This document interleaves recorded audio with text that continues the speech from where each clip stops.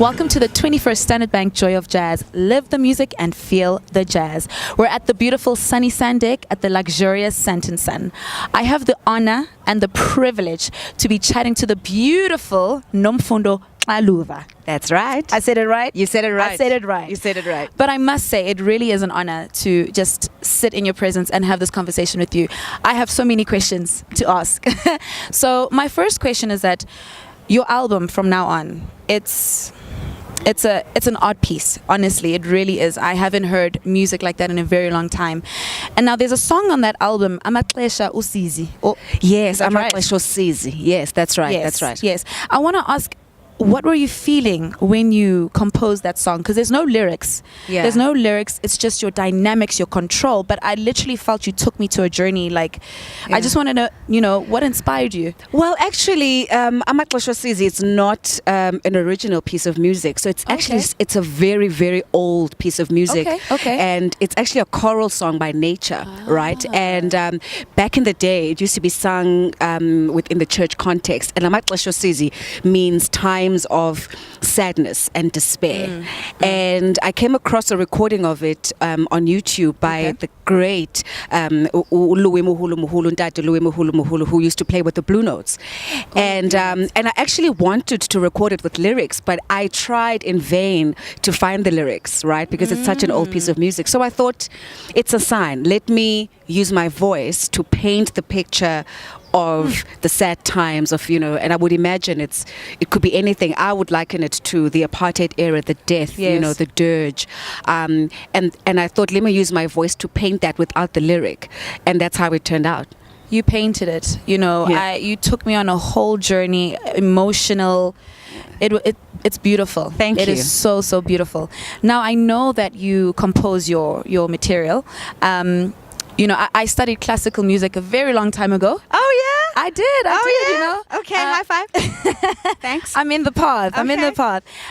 So I just wanted to ask you, what was your first instrument? Was it your voice or was it piano? It was piano. Okay. It was piano. So I started classical piano when I was 12. Wow. Yeah. So the voice came later. Yeah. I see. How later, or was it? Well, singing in the school choir, and from time to time getting assigned the odd solo at Stedford and stuff. And then I realized that, okay, I can sing, and there's, and the reason I'm getting solos, clearly I must be doing something right. And then when I was 16 in grade 10, I started to then take actual sort of classical voice lessons. But the piano came first. But I want to speak about this project that you have going. It's the Nelson Mandela, The Song Lives On. Yep. And you've collaborated with other artists. Yes. Please tell me more about that.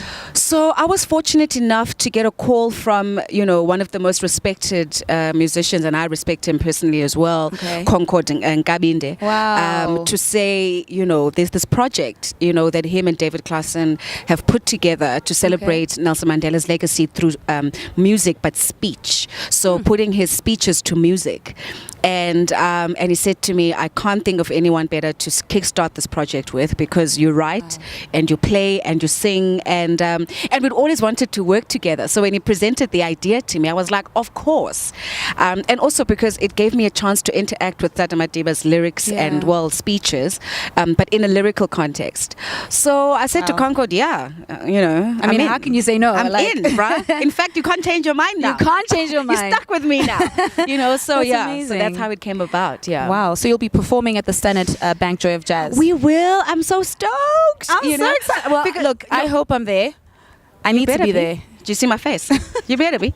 So because we performed, we debuted the project 2 years ago in Cape Town, and we've performed it only twice in Cape Town. Wow. And the idea was always to bring it to Joburg, to bring it, to take it to Durban, everywhere around the country, and then beyond. So to debut it in Joburg on the Joy of Jazz stage is incredible, also in such a significant year. It's really quite special. And I was saying, Concord and I are always in communication about, what, we get some of the gigs and we don't get some of them, but the ones that we get are the ones that are meant to be. So when he said we're doing Joy of Jazz, I was like, you see, I told you, you gotta trust. Gotta trust. Yeah. Wow, that's phenomenal. I can't wait. It's going to be amazing. Really cannot wait. Neither can I, actually. Are you comfortable to be called a young jazz artist? Yes. Okay. Very much so. Please elaborate. Look, I don't know how long the young part's going to last, but the jazz artist part, yes, I am. You know, it's funny because jazz music and it's my tool of trade. You know, it's what I've studied. You know, so for me to be uncomfortable with it would almost be intuitive, because I've spent so many years studying jazz, you know, graduating with a master's degree in this music and researching and that kind of thing and really honing in the craft.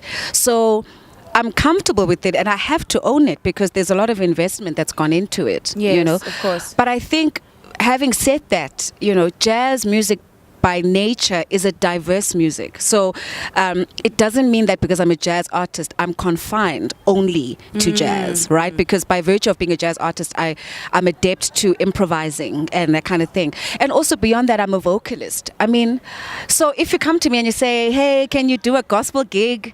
You know, chances are I'll pass it on to somebody else. Okay. Because that's not my bag. You know, I'd rather someone who's done gospel, who knows it well, does that gig. Okay. And I'm not about this whole thing of like, I'm just a musician and I don't want to be boxed or this or that. I'm a jazz artist and I'm comfortable with that.